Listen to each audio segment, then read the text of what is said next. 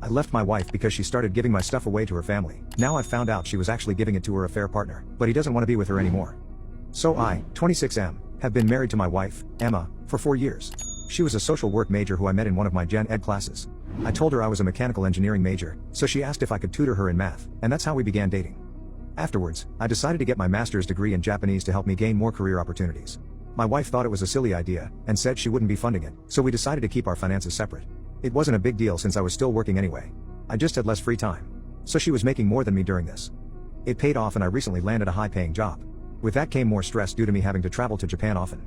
I've really been wanting to get into gaming, so I invested in computer parts costing around $1,500. Once I took the parts out of the box, my wife noticed the receipt and asked how I could be so irresponsible with my money. She assumed I still made the same amount, but when I told her that I now make triple that amount, she began giving me the silent treatment. During this time, I began to notice my things going missing. I wanted to go fishing with some friends one time, and when I was looking for my rods, she must have noticed and said she had given them to her uncle. I told her not to take my stuff without asking, but didn't mind too much because they were old. So I just bought some more. Another time I was about to go to the gym, and I was looking for my pre-workout. I always keep 3 jars of it around. I luckily had a can of Monster and that helped. I then asked my wife when she got home from work, and she said she gave them to her cousin. I asked her to reimburse me because they cost $50 a jar. She said I made enough to replace them, and just ignored me for the rest of the day. One day when she thought I was asleep, she was talking to someone on the phone and explaining how she's going to move her parents into our house. She hadn't said anything about this to me, and we only have 3 rooms. One is her office, one is my office/game room, and the other is our bedroom.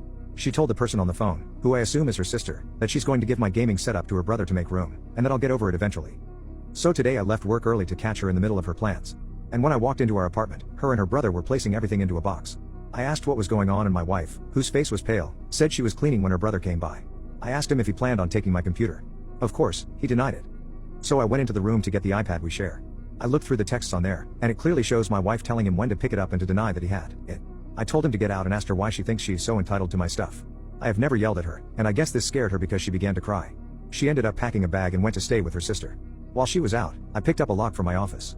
Her sister texted me calling me a jerk, and I began to think I could have handled this better. Update 1. After about a week staying at her sister's house, Emma called me and asked if we could meet up.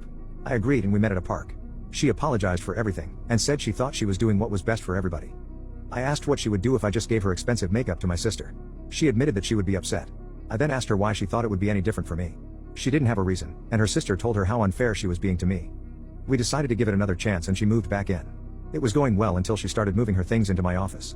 I asked her what she was doing, and she explained how she needed the room for her parents. I told her no, that's not happening. I grabbed her things and placed them back into her office. I told her they could move in, but my space has to remain untouched. On top of that, we need to determine how the bills are going to be paid. She called me a selfish jerk and then ran back to her sister's. I guess her sister told her she was being inconsiderate once again. They apparently got into an argument because her sister refuses to take their parents in, and said she's tired of hearing about my wife's problems. I agree with her sister, because she already has 4 kids to deal with. Her sister called to tell me everything, and said that Emma went to her parents' house. I tried to call her for 2 weeks but she ignored me. I decided I couldn't live like this, so I filed for divorce and handed the papers to her at her parents' house. She called and begged me to forgive her. I told her I wasn't sure if I could. She then refused to sign the divorce papers until we went to counseling. I declined, and said she had had 2 weeks already to suggest that. So now I live alone. She still refuses to sign the papers, but that doesn't stop the divorce. It just makes it harder. Update 2. So Emma was cheating on me.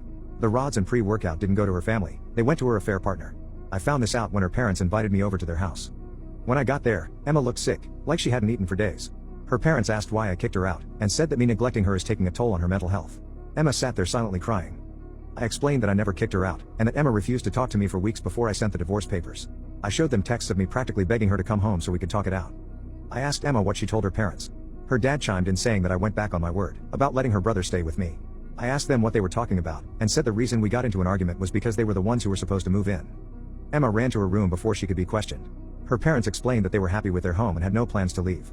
I then showed them the text from her sister, Mary, explaining how Emma was mad at her because she couldn't take her parents in. They were confused, and I was confused. So her parents called Mary to have her explain. Her brother, Jake, was also there. Then Mary just came out with everything. Emma was cheating on me, but Jake caught her and kind of blackmailed her about it so he could move in with us. He was a freshman in high school, and we live in a better district where basketball recruiting is more likely to happen.